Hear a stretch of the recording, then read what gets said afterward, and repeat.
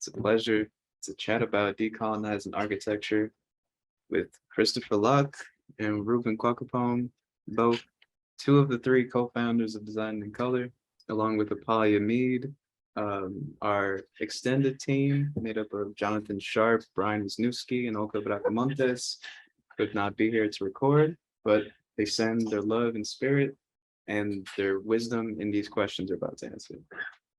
Let's see. Question number one, what does decolonization in architecture mean? And that is a great question. Absolutely. That's the bread and butter of deco. It really is. It really is, you know? It's like, how do you undo all these literally racialized architecture forces in the industry? To me, that's fundamentally what decolonizing architecture even is about. It's what we do every day. It's good to highlight what colonization architecture even looks like to start. You have any thoughts on that, Chris? Absolutely. I think, when you kind of take a step back and even you look at the work that we do for the workshop series, going through the ideas of imperialism and colonization, and you kind of break that down a little bit in terms of what does it mean to make space. And space from the context of human beings, but space from the context of objects and buildings. And that's where our cities look like. So when we look at European influences in countries such as Spain and England, and even, Russia and all these other places, throughout time and history, through their empire building and their world building methods of either spreading, in some cases in the US, democracy, but in this case, it was this idea of what it means to have control and power over people. So a lot of the European countries went to, parts of Africa, Eastern Asia, and then eventually United States to take over spaces. And in fact, by doing that, they impose their will, their desires, and their design ideas and how space operated onto people. So this is why when you go to Nigeria or even Ghana, for example, you see a lot of colonial architecture in a space that it was very tribal, was very indigenous, Black. But there's a lot of what is colonized space there because of the way architecture was built. And there's specific projects that are by architects like, Corbusier and many of the other Beaux-Arts influence architects, Philip Johnson, et cetera, that use the ideas of how do you build cultural erasure in architecture. And that maybe wasn't their initial thought, but by removing ornamentation and all forms of expression that are really tied to the foundations of how people operate and find their identity, you ultimately remove any true cultural foundations of what society can create, which means you now create a homogeneous, universal idea of how space looks. And we know that's not how things work. I totally agree, man. Decolonizing architecture is literally just reintroducing culture back into architecture, which is what we do. It's what people like Dana Van Buren does by literally recreating or revolutionizing justice as a concept. Elements like that are all part of kind of what makes this work. I always love to talk about Olalekan Jefu's work and how he images architecture through Afrofuturist lenses. And just even doing that to think about architecture from a non-Eurocentric point of view is inherently a decolonizing effort, because it imagines what this design can be if it's not purely through one specific lens. And that is what colonization can be, right? It can focus all of design into a specific way of looking at it, which excludes literally the entire world and how they approach the same. So all of our answers to all these design problems end up becoming very funneled and similar, and we create this monolithic style of architecture that goes everywhere else.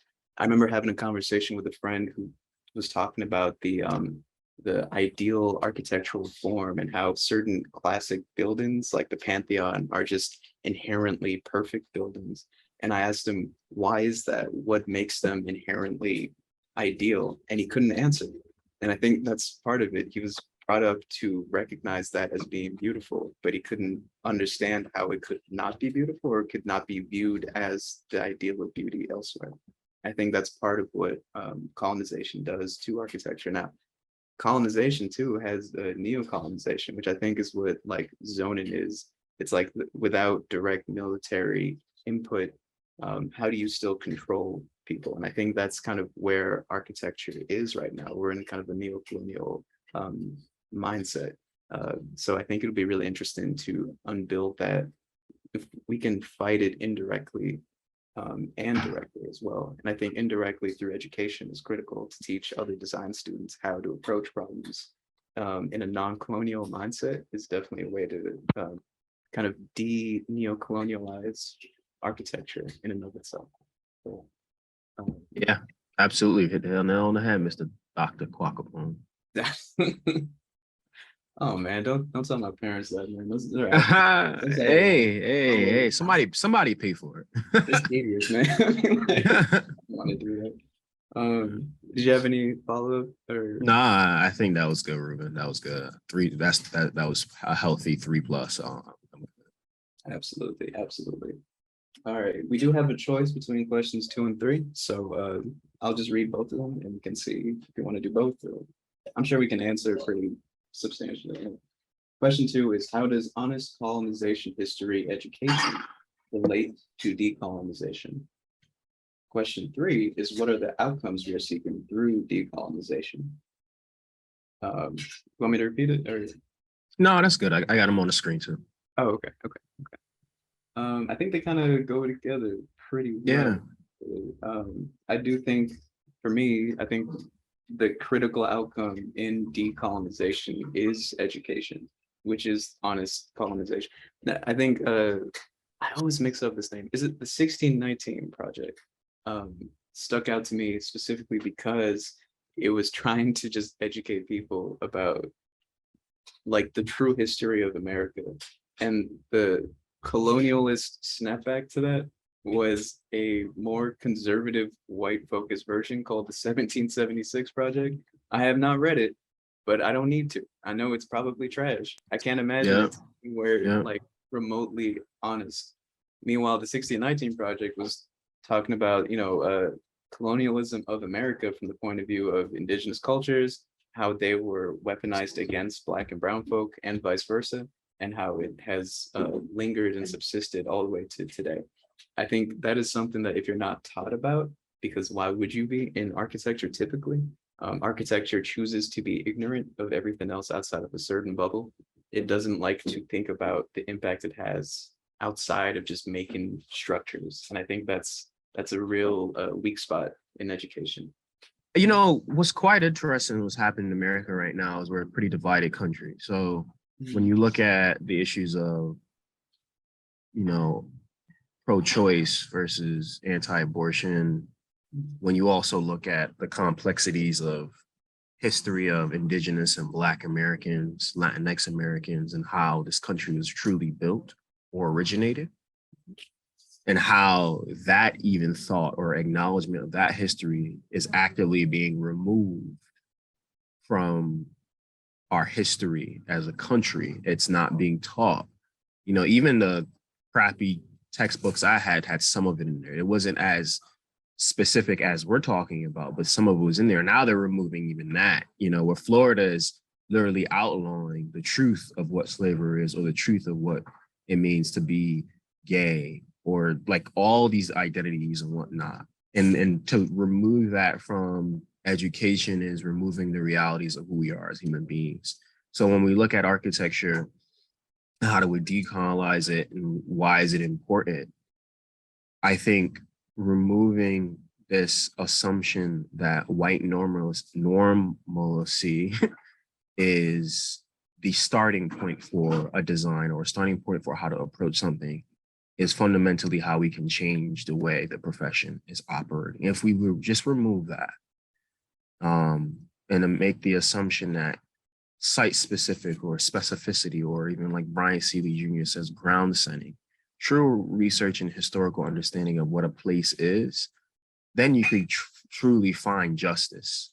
And I think that's really beautiful about decolonizing. It's the process of finding justice, liberation, power, healing, joy, and space. And if we can really push that continuously in education, which really involves also removing the star architect, it means removing the ego. Now obviously people are personalities, that exist, right?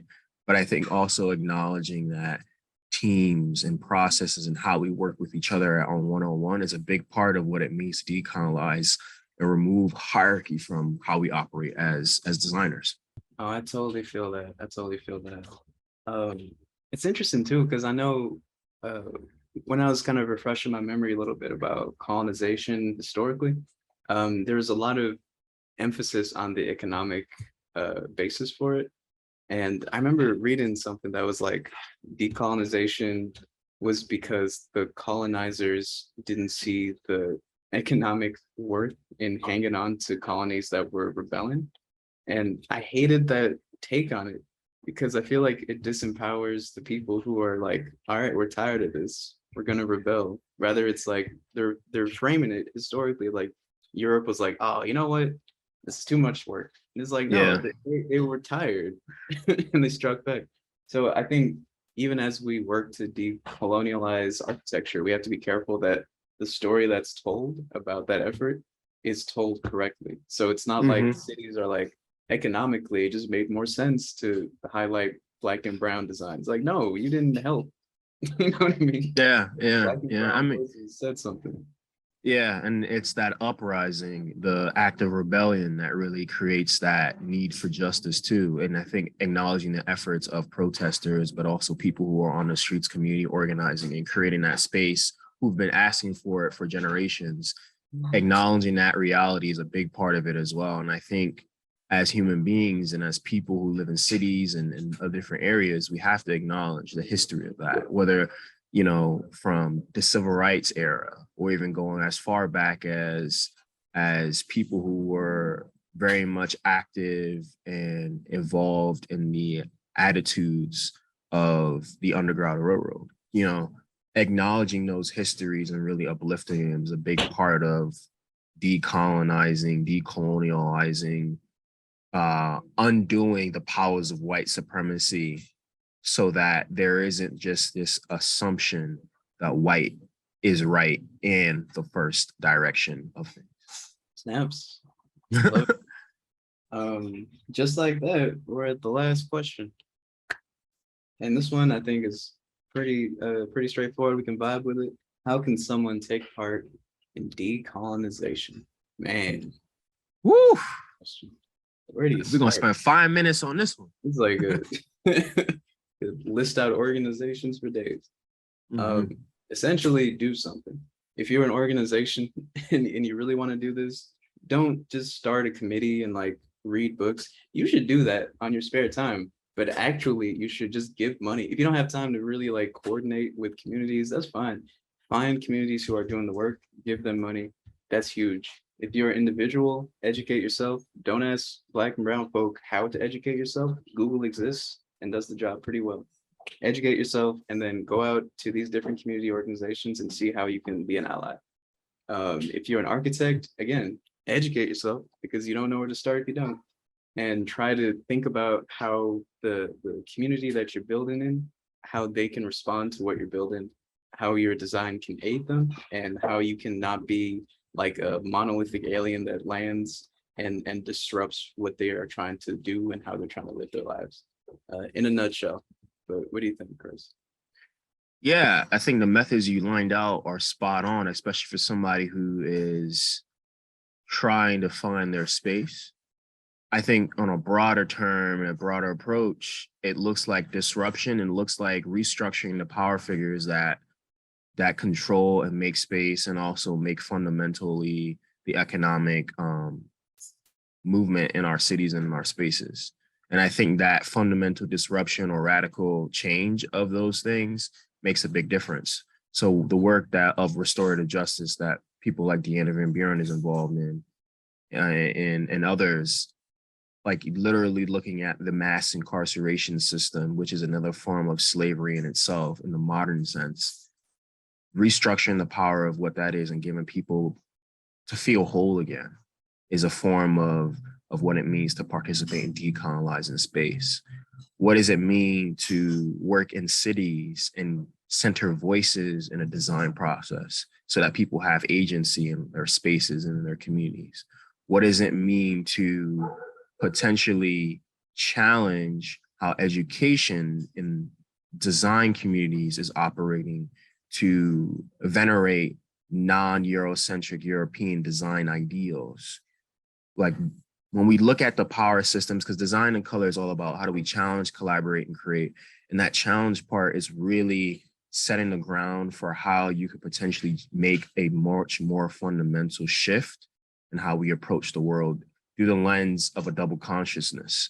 And W. Du Bois has made it so fundamentally strong that understanding who you are from other perspective is a survival tactic. But when white people are able to understand what it means to spatially be conscious around those and participate in that, then it's less so about how do we decolonize space, but how do we build equity into our world? And when we build equity into our world, now we're starting to have a conversation about how everybody gets their piece and their cake and can eat it too. It's beyond 40 acres and a mule, because that was never a reality.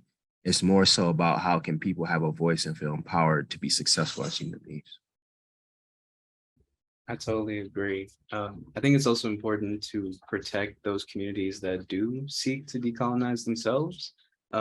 As we know, historically, every time specifically Black folk try to do that, those communities are burned or hurt economically.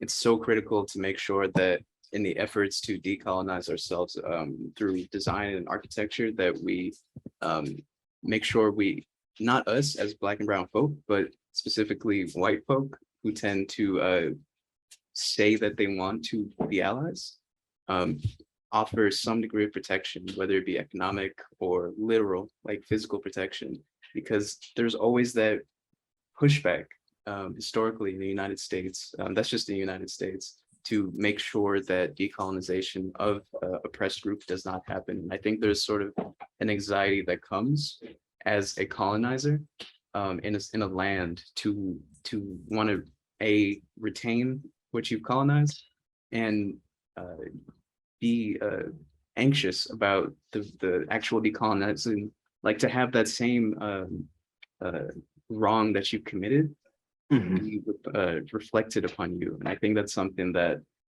we kind of forget about. I want people who are in the process of trying to help decolonize something, interrogate internally why they're trying to do that and make sure there's an honest intent behind it. Otherwise, you'll start and stop. And a lot of these issues tend to repeat themselves. And that's what makes marginalized communities very frustrated and untrusting of, for instance, architects and designers when they come back with new ideas for bettering things. The follow through just typically is not there. So Right. I'm hopeful for the future, but we see this repeated a lot. This conversation is great to have, and I just hope it leads to more than just a conversation. So we've recorded it. I want to make sure that there's action that's taken. So I want to make sure everyone who's watching now does something when you go home today. Absolutely. Well said, Rubin. And it always comes down to being aware to already what's happening around you and supporting initiatives that are ongoing. And it's also important to understand your own fragility. And white fragility is a real thing. Imposter syndrome is a real thing.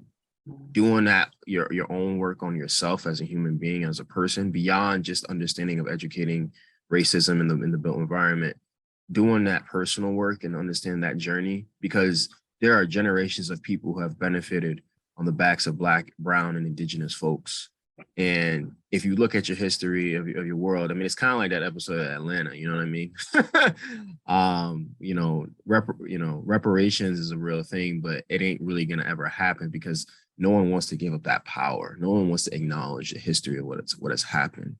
But we still land here today on a world built by and a country built by Black hands, looking for opportunities to make change. And I think it's up to everybody to understand how they can participate, where they can participate, and who gets credit while doing it. And being selfless in that process is truly important. So happy to share.